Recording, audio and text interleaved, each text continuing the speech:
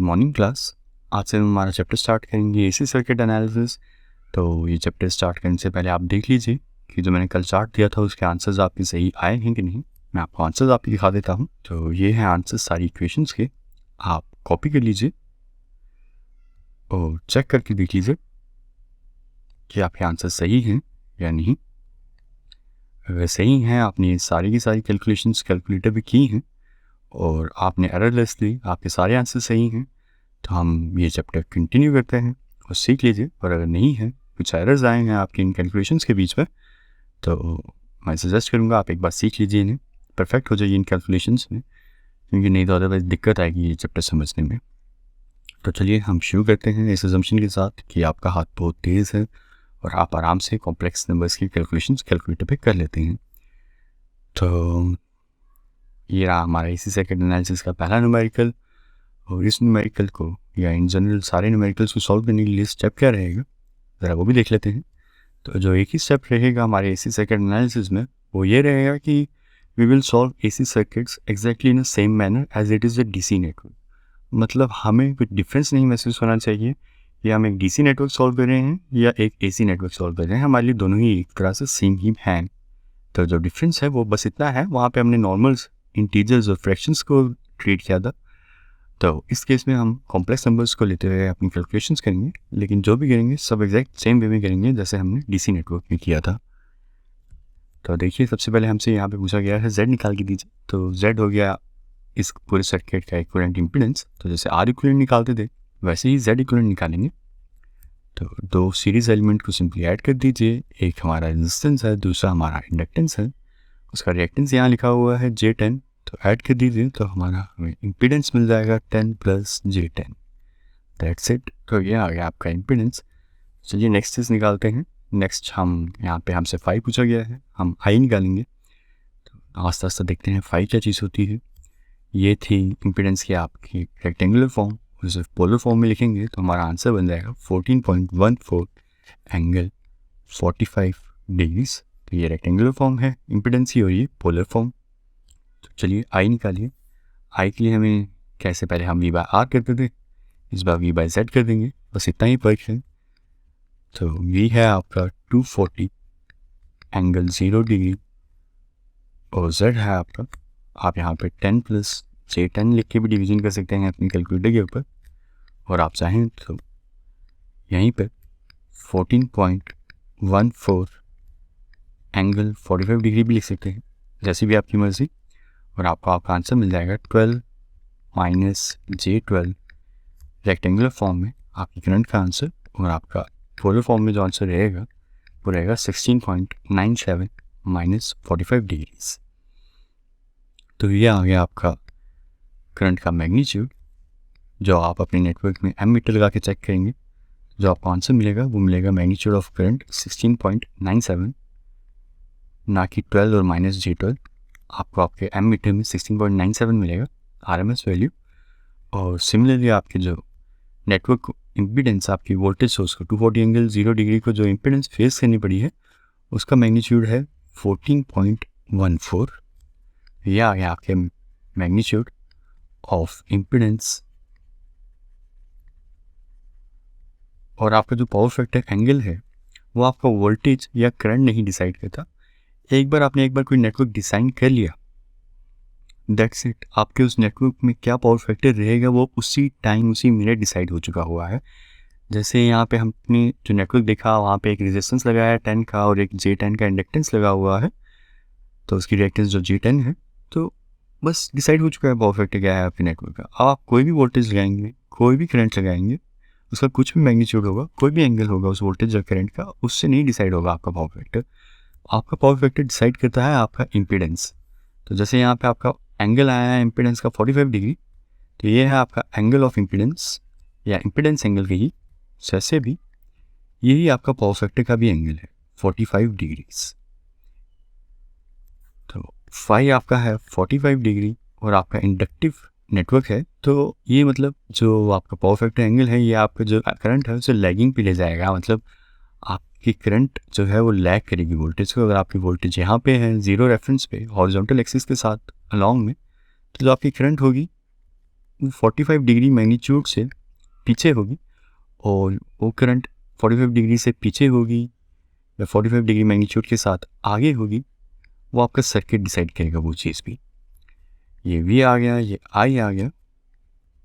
जैसे इस केस में हमारा जो नेटवर्क था वो इंडक्टिव था, तो आपकी जो करंट है वो 45 डिग्री वोल्टेज से पीछे होगी, ये हमारा नेटवर्क डिसाइड करता है। और अगर यही हमारा नेटवर्क इनकैपेसिटिव होता तो जो आपकी करंट होती वो आगे लीड कर रही होती वोल्टेज को, करंट आगे शिफ्ट हो गई होती। तो ये करंट आगे जाएगी या पीछे जाएगी ये नेटवर्क डिसाइड करेगा, वोल्टेज और करंट के हाथ में नहीं है। अपने से आगे जाना है या पीछे जाना है ये नेटवर्क डिसाइड करता है, उसका इम्पीडेंस डिसाइड करता है।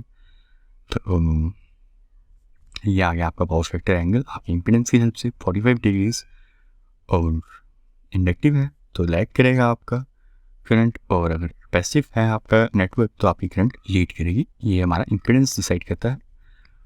तो चलिए अब आगे नेक्स्ट चीज़ निकालते हैं। नेक्स्ट हमसे पूछा गया है P, Q और S, ज़रा वो भी निकाल लेते हैं।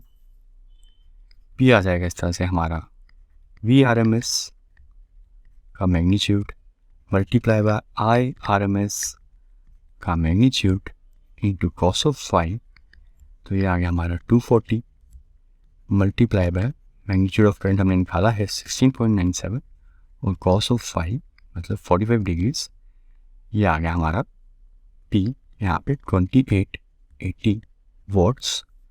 सिमिलरली Q भी निकाल लेते हैं, ये P एवरेज है, तो Q की वैल्यू आ जाएगी VRMS मल्टीप्लाई बाय IRMS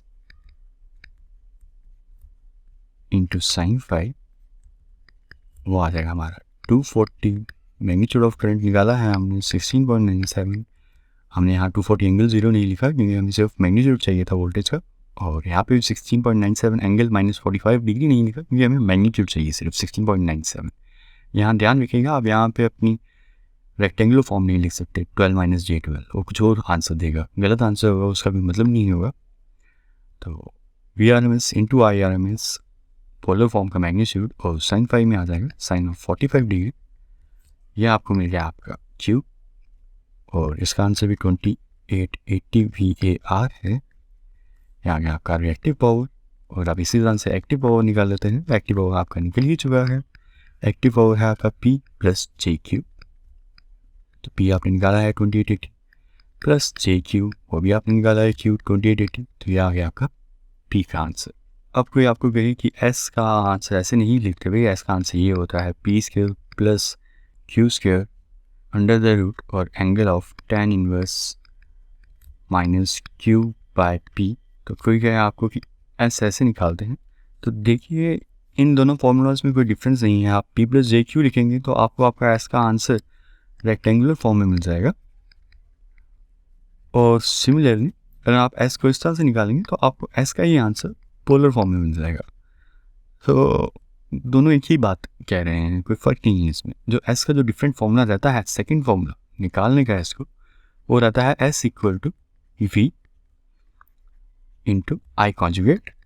तो यहाँ पे आप एंगल भी लेंगे 240 एंगल 0, यहाँ पे पूरा कॉम्प्लेक्स नंबर लिखना है आपको अपने वोल्टेज का, और I को लिखना है आपने 16.97, और कॉन्जुगेट फॉर्म में कॉम्प्लेक्स कॉन्जुगेट लेना है, तो कॉम्प्लेक्स कॉन्जुगेट पोलर फॉर्म में। बस आपने पोलर फॉर्म लिखी है तो एंगल का मैग्नीट्यूड चेंज कर लीजिए, और इसी की जगह आप रेक्टेंगुलर फॉर्म यूज़ करना चाहते हैं तो हमने निकाला था इसका आंसर I का रेक्टेंगुलर फॉर्म में 12 - j12, और इसको कॉम्प्लेक्स फॉर्म में लिखना होगा तो आपको बस इमेजिनरी पार्ट का J पार्ट का साइन चेंज करना है, तो आपको आपका कॉम्प्लेक्स कॉन्जुगेट मिल जाएगा। तो आप दोनों में से कोई भी यूज़ कर सकते हैं, और आपको यहाँ से आपका आंसर मिल जाएगा अगेन 2880 प्लस J2880, और इसी को अगर आप पोलर फॉर्म में लिखना चाहेंगे तो आपको आंसर मिलेगा 4072.9 एंगल ऑफ 45 डिग्रीज। ये फॉर्मूला यूज़ करते हुए याद रखिएगा कि I का कॉन्जुगेट लेना है, मत कहीं I को सिंपली यहाँ प्लेस कर दे और आंसर निकालें तो आपका आंसर गलत निकलेगा। यहाँ पे जो आपका साइन है वो माइनस का आ जाएगा, जो आंसर आपका गलत होगा। तो जब भी आपको ये फॉर्मूला यूज़ करना हो तो VI कॉन्जुगेट ये लिखिएगा। और अब जो यहाँ नोटिस करने वाली बात है वो ये है कि क्या आपका जो नेटवर्क है वो 3 पावर कंज्यूम्स कर रहा है क्या, एक पी अलग से, क्यू अलग से और एस अलग से? नहीं, ऐसा नहीं है। जो आपका नेटवर्क कंज्यूम कर रहा है वो एक सिर्फ इतनी सी पावर कंज्यूम कर रहा है, 2880 वॉट्स। पी वो पावर होती है जो आपका नेटवर्क कंज्यूम करता है। जो यहाँ पे क्यू पावर है वो कंज्यूम नहीं हो रही, वो यूटिलाइज नहीं हो रही, वो बस चार्जिंग और डिस्चार्जिंग के लिए इंडक्टर और कैपेसिटर मंगाते हैं। मतलब इंडक्टर और कैपेसिटर दोनों का यही काम है, कुछ पावर वो एक टाइम पीरियड के लिए मंगाते हैं और कुछ एक पावर वही सेम पावर वापस भेज देते हैं।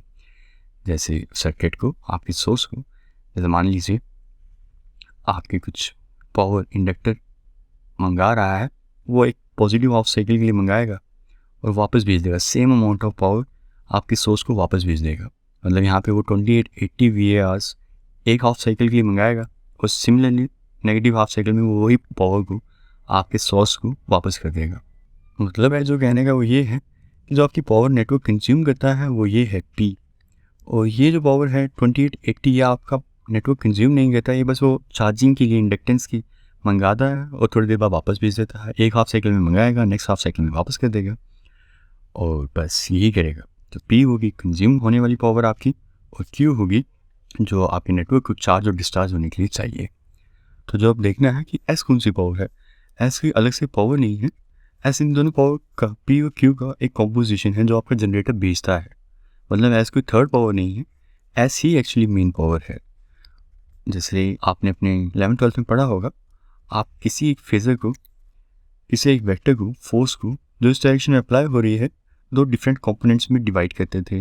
एक कंपोनेंट कहते थे आप horizontal component of a force, जो हॉरिजॉन्टल हो गया, और एक आप कहते थे vertical component of a force, जो इस तरह से वर्टिकल हो गया। तो एक्चुअल फोर्स तो यही होती थी ना, सिर्फ एक। ये तो दो कंपोनेंट्स है ना, एक हॉरिजॉन्टल कंपोनेंट हो गया आपकी फोर्स का और एक वर्टिकल कंपोनेंट हो गया। सिमिलरली जो मेन पावर है आपकी एसी सर्किट एनालिसिस की, जो आपका जनरेटर भेज रहा है, वो एस पावर भेज रहा है। पी और क्यू उसके कंपोनेंट्स हैं।